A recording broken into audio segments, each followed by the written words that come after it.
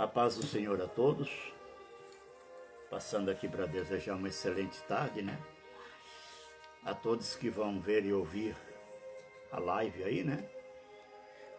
Agradecer a todos aí. Eu estava ali meditando em alguma coisa, né, que me veio.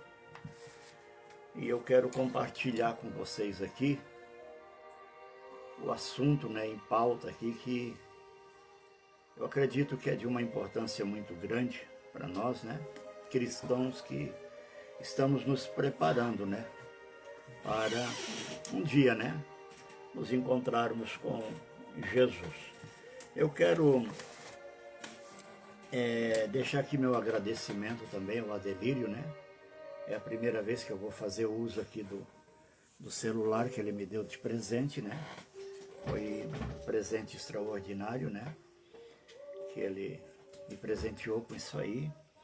Então eu quero deixar aqui meu agradecimento ao Adelírio, que é casado com a irmã da minha esposa, Marilise, né? E muito obrigado, tá, Lírio? Deus continue te abençoando aí. Vamos ao texto da palavra de Deus. Garanto que você vai ficar surpreso com esse, talvez eu não consiga falar todo esse texto, mas se precisar eu abro a live na continuação desse assunto aqui. É bem conhecido de você, mas você vai aprender aqui, eu tenho certeza. Lucas capítulo 12, Lucas capítulo de número 12, né? Lucas capítulo 12, versículo 13, eu quero ler com você. Nesse ponto, um homem que estava no meio da multidão disse a Jesus. Jesus estava ali, a multidão, né? Aí disse um jovem ali: mestre, diga a meu irmão que reparta comigo a herança. Aqui já é um outro assunto, tá? Ele queria que Jesus desse um conselho ao seu irmão para que repartisse a questão da herança. Diga, meu irmão, que reparta comigo a herança. E então havia ali uma discussão, né, entre os irmãos ali. Um irmão não queria repartir a herança com o outro irmão ali. É um assunto aqui diferente do que eu estou trazendo aqui, mas é necessário que se leia. Mas Jesus lhe respondeu: homem, quem me nomeou juiz ou repartidor entre vocês? Se resolvam. Vocês são bem grandes, bem crescidos. Se resolvam, a herança é de vocês. Se você quer deixar a herança para ele, deixe. Se você não quer, né? Então é uma coisa bem séria aqui. Jesus fez uma outra pergunta daí para ele, isso é uma pergunta, né? Então lhes recomendou: tenham cuidado e não se deixem dominar por qualquer tipo de avareza, pois a vida de uma pessoa não consiste na abundância dos bens que ela tem. A pessoa pode ser milionária, né? Porque a vida de uma pessoa não consiste na abundância dos bens que ela tem, da riqueza, da herança que ela vai deixar, não consiste nisso. Jesus está dizendo aqui, e Jesus vai explicar isso aqui. E Jesus lhes contou ainda uma parábola, dizendo: o campo de um homem rico produziu com abundância. Então ele começou a pensar: que farei? Pois não tenho onde armazenar a minha colheita. Até que disse: já sei, destruirei os meus celeiros, construirei outros maiores, e aí armazenarei todos os meus produtos, outra tradução, meus frutos, de todos os meus bens.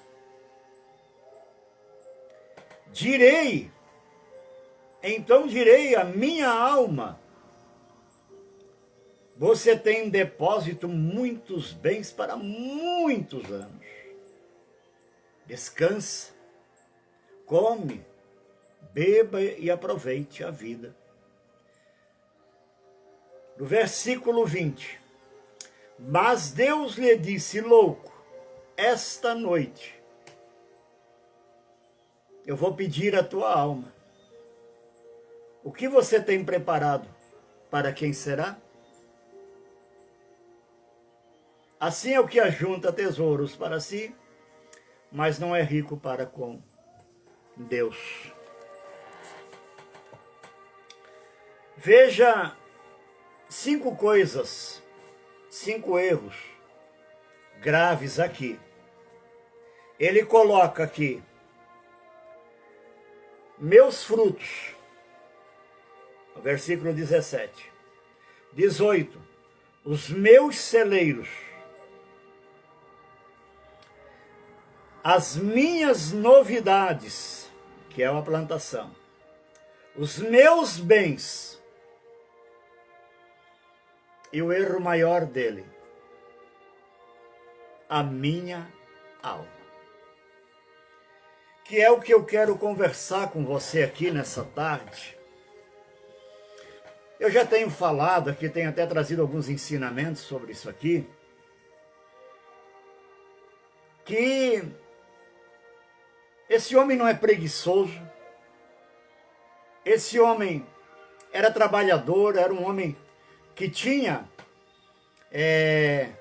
dinamismo no que fazia. A sua colheita, né? A sua colheita, como ele diz aqui, os meus frutos, os meus celeiros, as minhas novidades, os meus bens. Então ele viu que naquele ano estourou a plantação dele, foi uma coisa extraordinária, a ponto de ele pensar: não, eu tenho que derrubar aqueles celeiros velhos, vou construir outros celeiros maiores para que eu possa colocar então essa colheita que está vindo aí, que é gigante. E ele tinha essa graça de ser um homem trabalhador, de ser um homem dinâmico. E parece que eu vejo aqui no momento, né, os colegas deles, os empresários da época ali, né, dizendo: poxa, Deus te...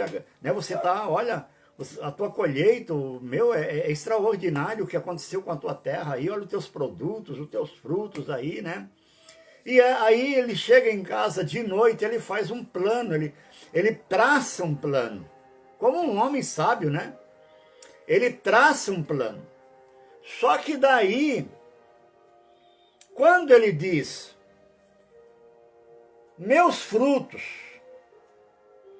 os meus celeiros, minhas novidades, os meus bens, mas quando ele chega à minha alma, eu não vou ter tempo aqui de entrar dentro de toda a questão da alma, mas eu quero, com você aqui, pensar um pouquinho nessa questão da alma e do espírito.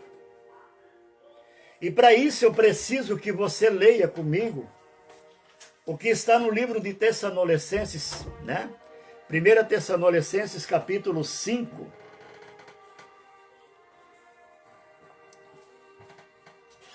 Primeiro Tessalonicenses capítulo 5, o versículo de número 23 eu quero ler com você, quando ele disse: a minha alma. E o mesmo Deus de paz vos santifique em tudo, e todo o vosso espírito e alma, e corpo sejam plenamente conservados e irrepreensíveis para a vinda de nosso Senhor Jesus Cristo. Veja, espírito e alma e corpo. Tricotomia, corpo humano.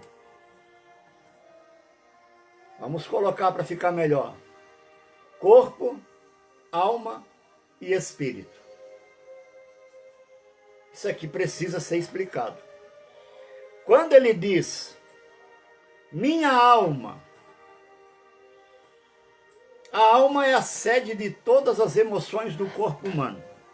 Tudo que você imaginar em audição, visão, olfato, né, tato, paladar, procedem da alma.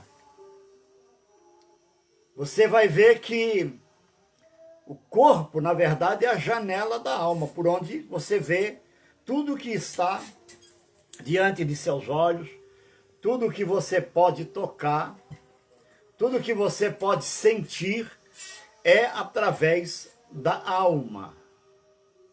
Quando ele fala aqui alma, ele está fazendo referência a si, ao corpo, à alma.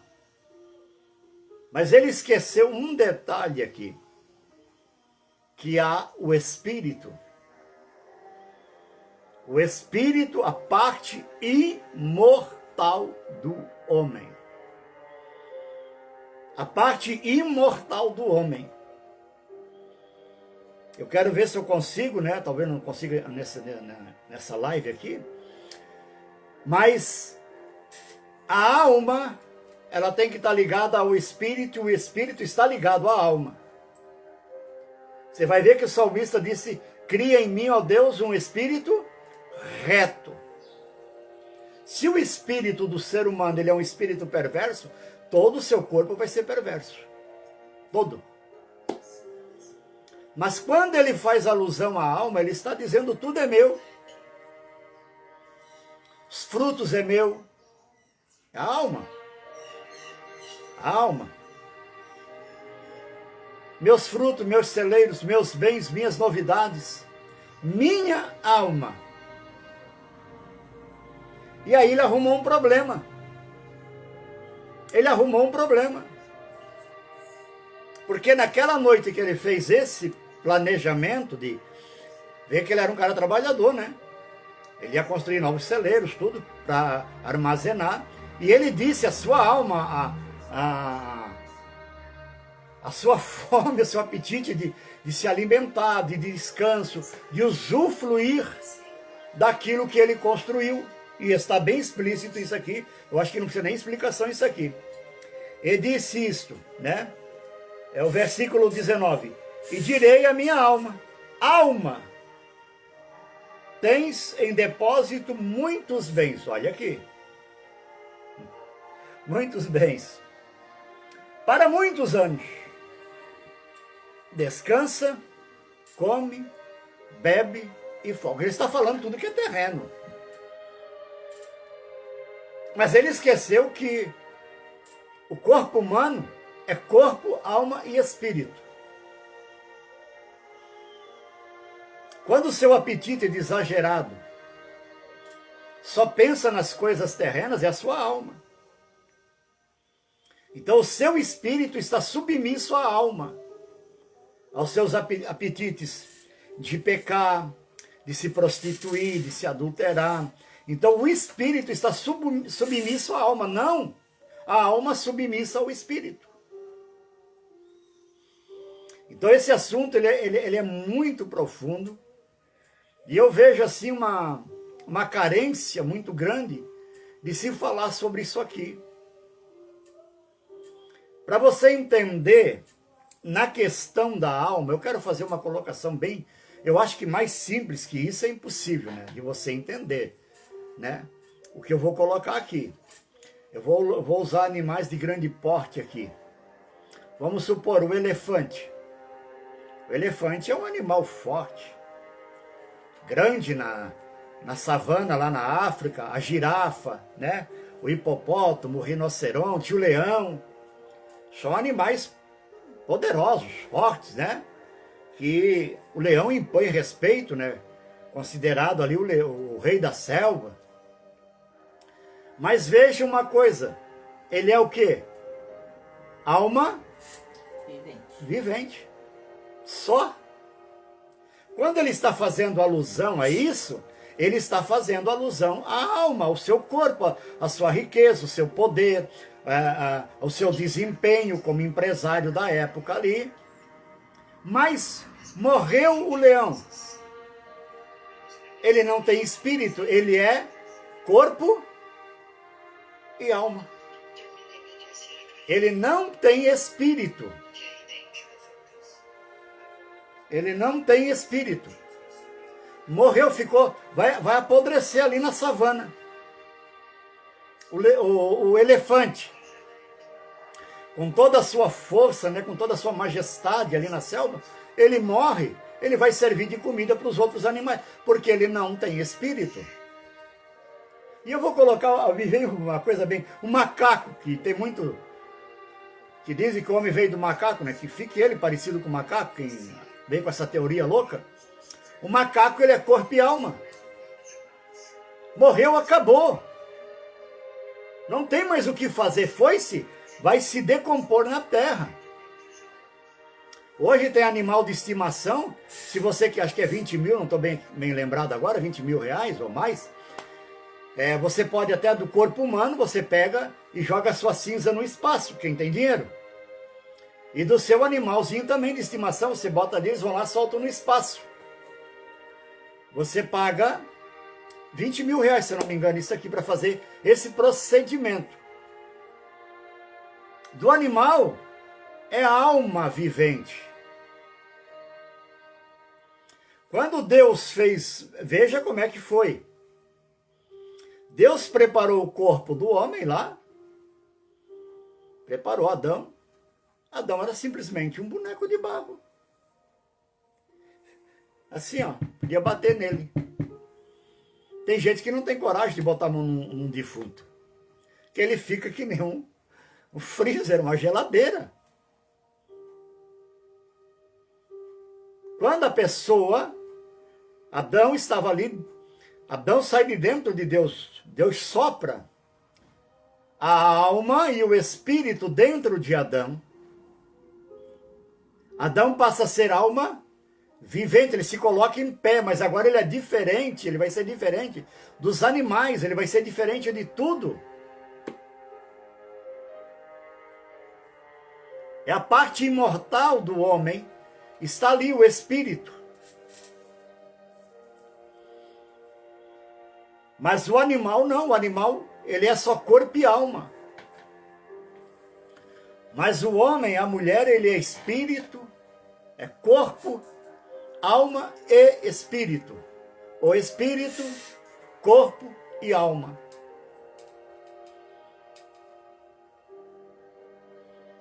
E esse homem aqui, ele esqueceu desse detalhe. E quando Deus forma o animal, ele é corpo e alma. Por mais querido que seja o animal de estimação, acabou. É ali, findou. Mas é diferente da nossa vida, é diferente do ser humano que Deus criou. É a parte imortal do corpo.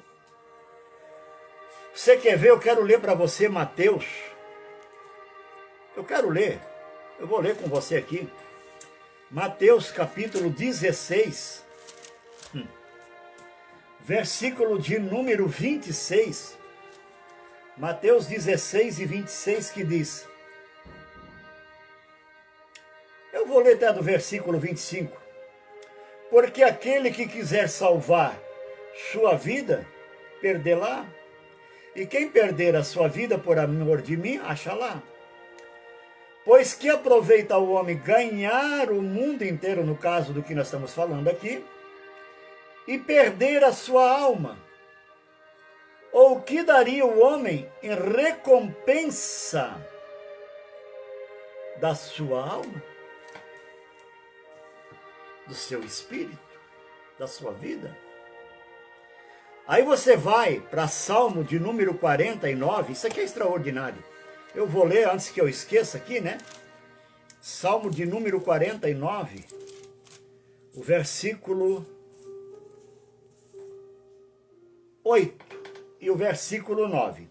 Salmo 49, versículo 8 e 9. Pois a redenção da sua alma é caríssima. E os seus recursos se esgotariam antes. Não teria dinheiro suficiente. Por isso, tampouco viverá para sempre, ou deixará de ver a corrupção. Porque vê que os sábios morrem, que perecem igualmente o louco e o bruto, e deixam a outro os seus bens. Alguém ficou com a riqueza desse homem. O que daria o homem em resgate da sua alma, do seu espírito? Porque estamos falando da parte imortal do homem. Você vai ver que quando, na parábola do rico e Lázaro lá, está em evidência ali. O espírito está ali. Com a alma. O espírito e a alma estão interligados. Por quê? Ele tem sede, ele vê, ele ouve, ele fala, ele tem lembranças. Eu tenho 5 irmãos. Eu não quero que eles venham para cá. Do outro lado está Abraão. Está Lázaro, vendo, ouvindo, falando, sentindo, lembranças. Tem Moisés, tem os profetas, Abraão falando. É a parte imortal do homem. Então você hoje que está aqui, veja, espírito, alma e corpo.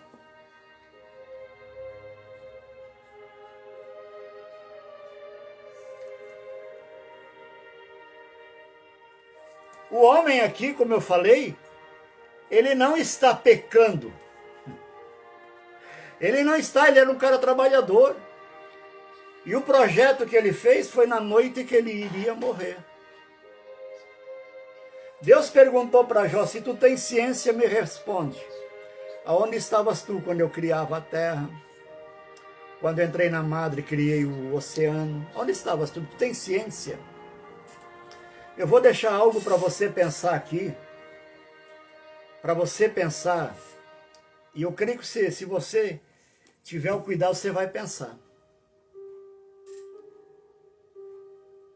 O salmista disse de um modo terrível e maravilhoso: eu fui formado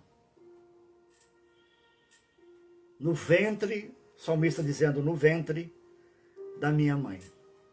Do modo terrível, maravilhoso, né? Extraordinário. A placenta entra em ação quando é fecundado ali no útero da mulher. E é através da placenta, que o ser humano, o bebê, começa a ter forma e começa, né, através do cordão umbilical, a sustentar essa criança. É um assunto que eu quero trazer, esse negócio da placenta aqui. Tem mulher que nem sabe disso aqui.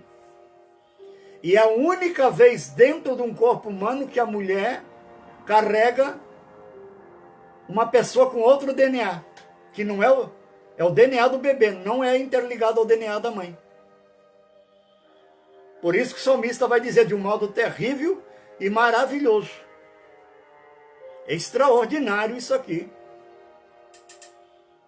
Mas a pergunta que eu quero fazer é: a pessoa, ela começa, né? Ela vai começar a se desenvolver dentro do útero materno da mãe, através da placenta. Ali vai começar a entrar em evidência a alma. Porque ele vai ter sede, ele vai ter fome, né? Como diz a minha mãe, fome. Ele vai ter ali todo o afeto da mãe, carinho, ele vai sentir isso, do pai do lado de fora. Agora deixa eu perguntar algo para você aqui. Se você tem ciência, me responda. O espírito fica onde nessa história? Que tamanho tem o espírito na hora da fecundação ali? Ele é um feto? A alma está ali em evidência. Mas e o espírito? Como eu acabei de falar, o animal ele passa a ser alma vivente, ele é corpo e alma. Mas ele não tem o espírito. Ele sai de dentro da madre do animal, da fêmea. Ele é fecundado ali, mas ele é alma. Ele cresce, ele vai se tornar um leão poderoso, ele vai se tornar um rinoceronte poderoso. Ele é alma. Ele tem audição, visão, olfato, paladar, tato. Está tudo ali, a alma está ali, que é a sede das emoções. Mas não tem o espírito. Que tamanho tem o espírito? Tem ciência nessa área? Me respondam. Se Deus resolver, ela disse, tu vai fazer a live hoje? Eu disse, vou. Pode ser a minha última mensagem. Eu não sei. Se ele tirar o espírito, a minha alma sai interligada ao espírito, que são as sedes das emoções. Se eu tenho um espírito trabalhado pela palavra, a minha alma vai ter sede das coisas de Deus. Se o meu espírito está trabalhado, a minha alma está trabalhada, eles vão ter anelo pelas coisas de Deus. Mas, se eu tenho um apetite desordenado para as coisas do mundo, todo o meu corpo será tenebroso, diz a palavra de Deus. Tudo será horrível diante dos nossos olhos. E a questão do homem, ele não era um cara preguiçoso. Ele não era um homem preguiçoso. Ele não tinha uma dúzia de ovo debaixo do braço, não, senhores. Não é pecado você trabalhar, não é pecado você correr atrás. O pecado hoje está em o homem e a mulher achar que não vai morrer. Mas um dia está determinado a nós. Como eu disse a minha esposa, pode ser a minha última mensagem.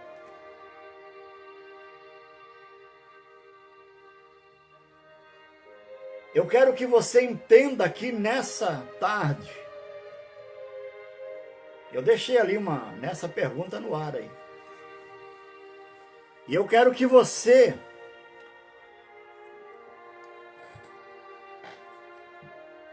eu poderia, entre tantas situações aqui, né, mostrar a você aqui nessa tarde que nós que temos o compromisso, né, de servir a Deus, de estar preparando a nossa alma, o nosso espírito, preparando ele, porque eu não sei o dia de amanhã, eu não sei a hora.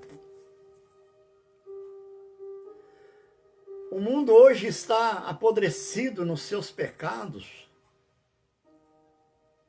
Pessoas brincando com o cristianismo, fazendo chacota do cristianismo.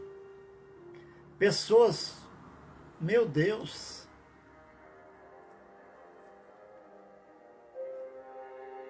Mas olha esse homem, ele trabalhou. Agora olha a pergunta de Deus. Mas Deus lhe disse: louco, essa noite eu vou pedir a tua alma, o teu espírito. E o que tens preparado? Para quem tu preparou? Tu tens celeiro, o teu projeto. Como que Deus estivesse dizendo para ele: eu te abençoei, eu te prosperei. E agora você vem dizer que a alma, a sede das emoções pertence a ti, então eu vou tirar. Para quem que tu preparou? O teu espírito, a tua alma. Você viu ali o texto de Mateus, né, que eu li ali com você ali? Do que adianta, Mateus 16 e versículo 26, do que adianta o homem ganhar, ter o mundo inteiro nas suas mãos, como a gente vê, poderosos, bilionários, trilionários aí que detêm o poder, mas chegou a hora da morte e não pode fazer nada. Os seus recursos, o seu dinheiro, Pedro vai explicar isso aqui. Não foi com prata e não foi com ouro que foi preciso resgatar a alma, o espírito que Deus colocou dentro de Adão. Ele deixou bem claro para Adão: Adão, o dia que tu comer dessa árvore que eu te ordenei que não, eu que sou Deus morro. Adão foi lá. E você pega lá em Timóteo, você vai ver que Paulo vai explicar. Adão não foi enganado. Quem foi enganado foi Eva. Eva foi enganada por Satanás e Eva levou a queda de Adão. Quando Adão desobedeceu, toda a história da humanidade é o que você encontra hoje aqui. Contaminou o corpo, contaminou a sua alma e contaminou o seu espírito, que era puro. Seu corpo, a sua alma, alma linda, pura, né? Que Deus tinha colocado dentro dele. E com isso veio toda a trajetória que você tem hoje aí. A decadência do ser humano hoje. E esse homem em pauta aqui, você vai ver que não diz o nome dele, né? Você vai ver que simplesmente Jesus chama ele de homem rico, de homem poderoso.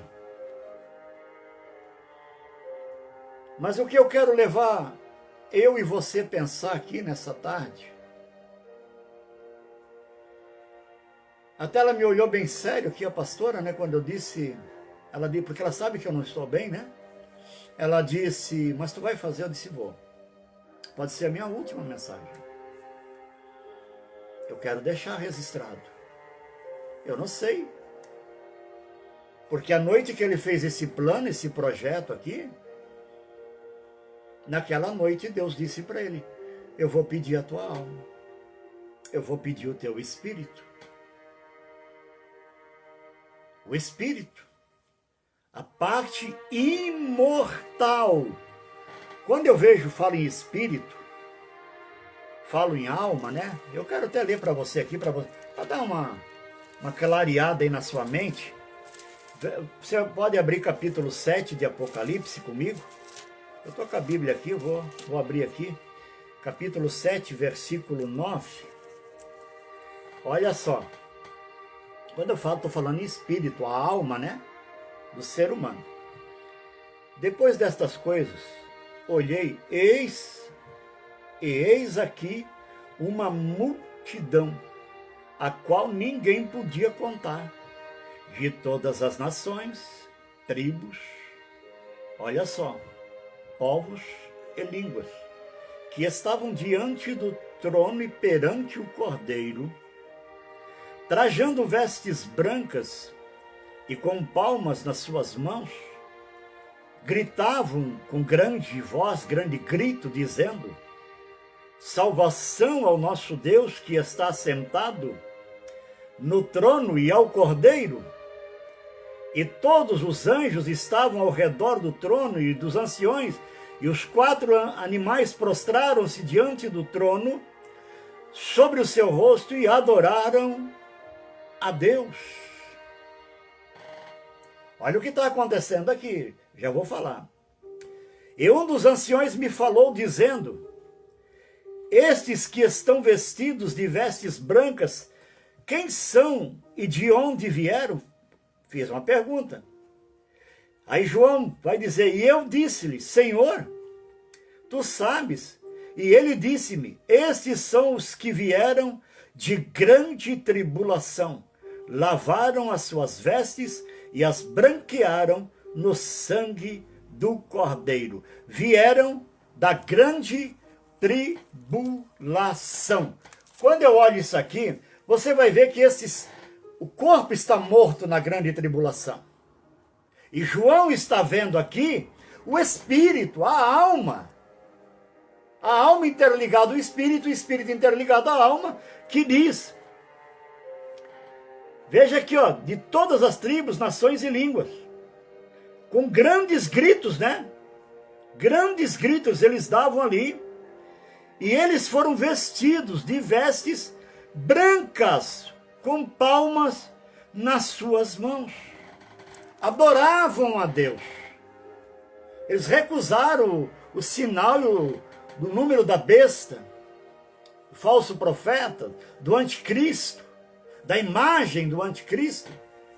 E aqui eles estão trazendo para nós algo extraordinário, que a alma e o espírito não morrem. O corpo está ali. Como eu expliquei, depois da grande tribulação, quando Jesus voltar com a igreja depois de 7 anos, eles ressuscitam para entrar no milênio. Mas agora a mensagem aqui é sobre a alma, sobre o espírito. E quando eu falo nisso aqui, no livro de Judas, se você tiver o cuidado, antes de Apocalipse, você vai ver que o anjo disputa com Satanás o corpo de Moisés. Ele queria o corpo de Moisés. E o anjo vai dizer: Jesus te repreenda, Satanás. E o anjo foi e enterrou o corpo de Moisés num lugar que só esse anjo sabe, o Todo-Poderoso. Mas você pega o capítulo 17 de Mateus, quem é que aparece lá no capítulo 17 de Mateus? Moisés. E Elias. Elias foi arrebatado, Moisés morreu, representando a igreja que vai ser transformada, ressuscitada, um abrir e fechar de olho, ao toque da trombeta. E depois nós, os que ficarmos vivos, seremos transformados num abrir e fechar de olhos. Eu quero que você preste muito atenção nisso aqui. Quem é que foi falar com Jesus? Moisés. O corpo está enterrado. Vai ressuscitar no grande dia do arrebatamento da igreja. Mas quem é que vai falar com Moisés? Quem é que vai falar com Jesus? Moisés, trajado de vestes brancas. Que coisa extraordinária isso aqui. Seu espírito, a sua alma preparada. Eu quero dizer algo aqui, eu quero encerrar aqui, né? É muito extenso isso aqui, é muito extenso isso aqui. Eu quero ler ainda Apocalipse 15 com você, versículo 1.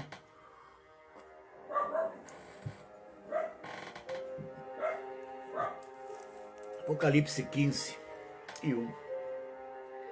E vi outro grande e admirável sinal no céu, 7 anjos que tinham as 7 últimas pragas, porque nelas é consumada a ira de Deus. Ponto.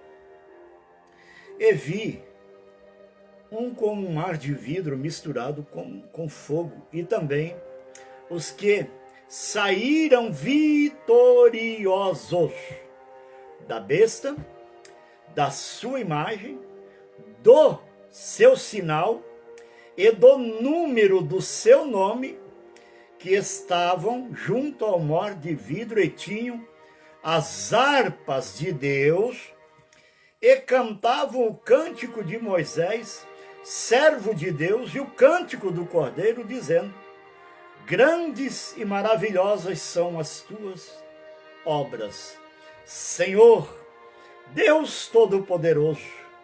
Justo e verdadeiro são os teus caminhos, ó Rei dos santos. Aleluia. Essas almas saíram vitoriosas da grande tribulação. Estão com harpas, vão cantar. E Jesus é tão lindo que quando Judas chegou para ele, para beijar no rosto de Jesus, como sinal, Jesus olha para Judas e diz: amigo. Aleluia. Sinto algo muito forte aqui. Amigo, que coisa extraordinária. Essa mensagem é para nós refletirmos. Eu tenho preparado a minha alma, o meu espírito. Tem um hino, eu nem lembro como é que é, o meu hino, acho que é um hino da harpa. Meus dons e talentos são para te servir. E Jesus diz para você aqui nessa tarde: amigo,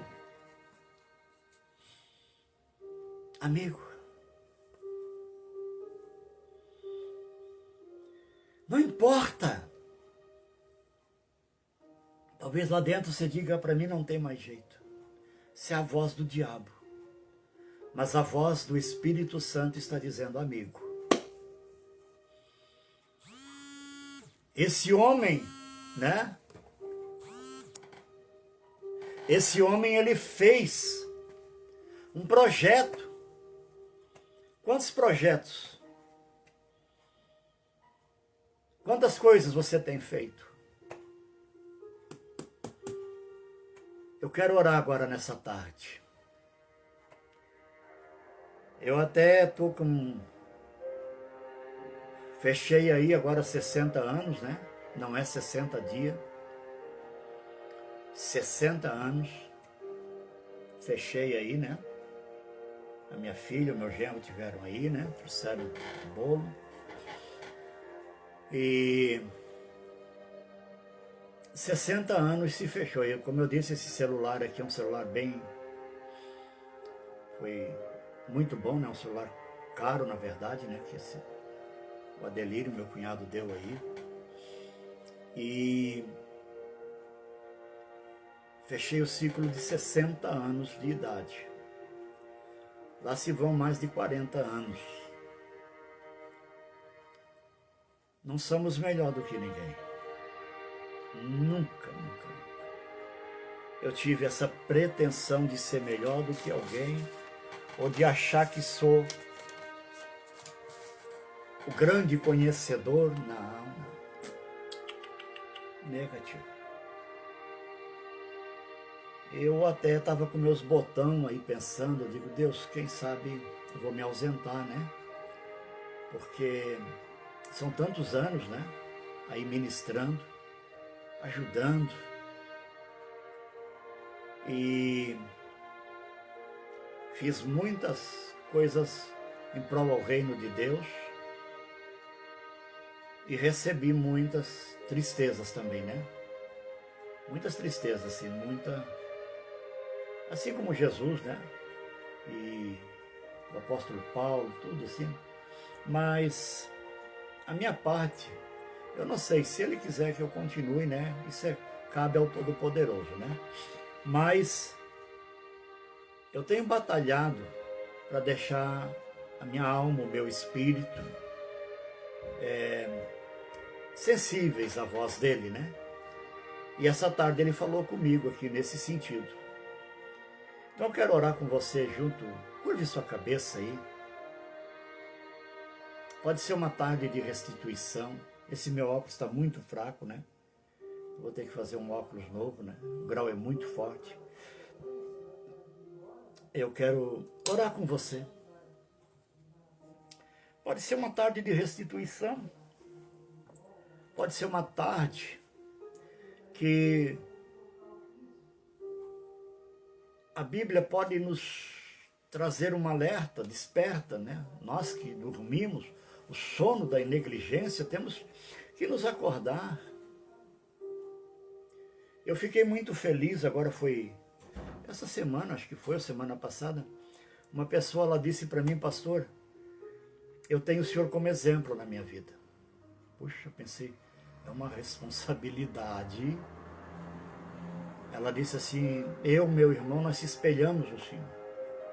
O Senhor, todos esses anos aí, sempre quando a gente precisa, o Senhor está pronto a nos ajudar.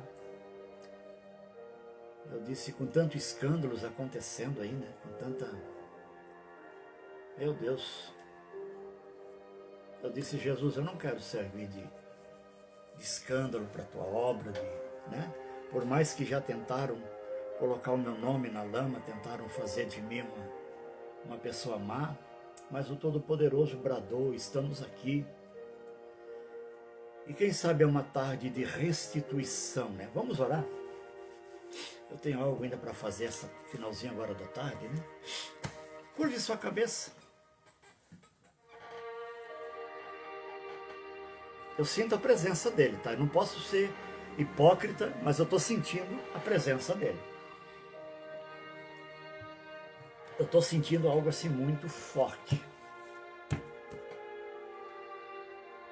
da parte de Deus. Como eu disse, se você tem ciência, me explique. A alma, na hora que é fecundado ali no feto, já está ali. Que tamanho tem o espírito no corpo da criança? Tem ciência? Me explique.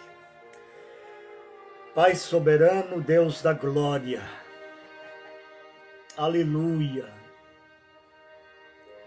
Eu sinto a tua presença, Jesus. Não sou merecedor disso, mas eu sinto a tua presença aqui, a minha esposa, que tem sido também uma guerreira aí na live, Jesus, tem me dado suporte aí nesses 4 anos. Ó Deus, pode ser uma tarde de restituição, uma tarde de aquebrantamento, uma tarde de renúncia para as coisas desse mundo, meu Deus. Eu quero te louvar pelos 60 anos que tu me concede, ainda ministrando, né? E eu quero abençoar estas famílias que vão ver e ouvir esta live. Eu quero abençoar esta pessoa em particular, este homem, esta mulher.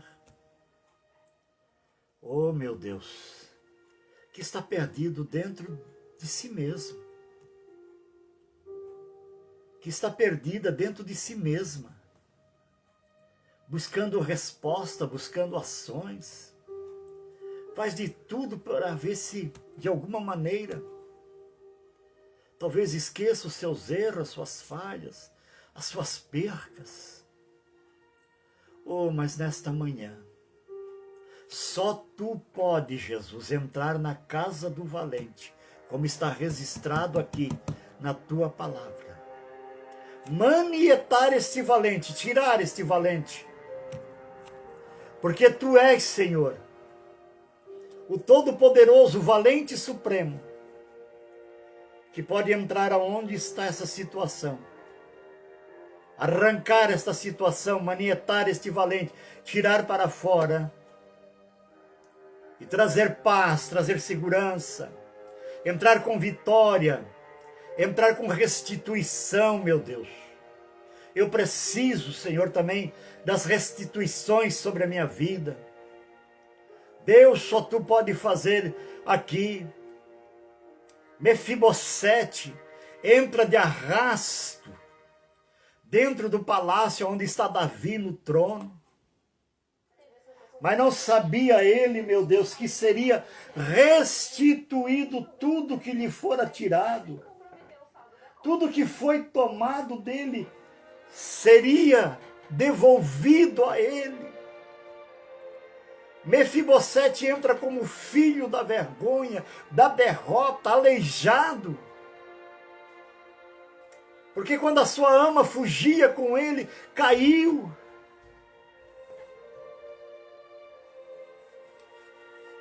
Aleluia, aleluia, aleluia, aleluia, meu Deus. Quantas vezes nessa caminhada de fé caímos, Senhor, nos prostramos, ficamos sem força. Tu mesmo, Cristo eterno, carregando a cruz, tu caiu. E Simão Cirineu foi colocado para ajudar a levar a cruz até o Gólgota. Simão Cirineu representa o Deus Espírito Santo nos ajudando nos momentos mais críticos, mais difíceis. Quando achamos que até a vida não é mais propensa a nós. Achamos muitas vezes que até a morte é melhor do que a vida. Aí tu entra em ação. É uma tarde de restituição, é uma tarde de vitória, é uma tarde de milagre. Ajuda-nos, Paizinho. Ajuda essa família que vai ver, que vai ouvir esta live. Ajuda, socorre. Assim como a minha vida, da minha família, meus filhos, netas, genro, nora. A minha sobrinha Gabriela, que está internada no hospital, com eclâmpsia, meu Deus, ela está para ganhar o neném. Deus, e tantos que estão internados também dentro de hospitais. Eu quero abençoar aqui nesta tarde, para a glória do teu nome, Pai. Amém. Deus abençoe a sua vida, né? Orem pela vida do pastor aqui, da pastora, intercedam, nos ajudem, né? E que Deus venha nos abençoar poderosamente aí, nessa tarde, continuar abençoando, né? E que seja uma tarde de restituição. Forte abraço.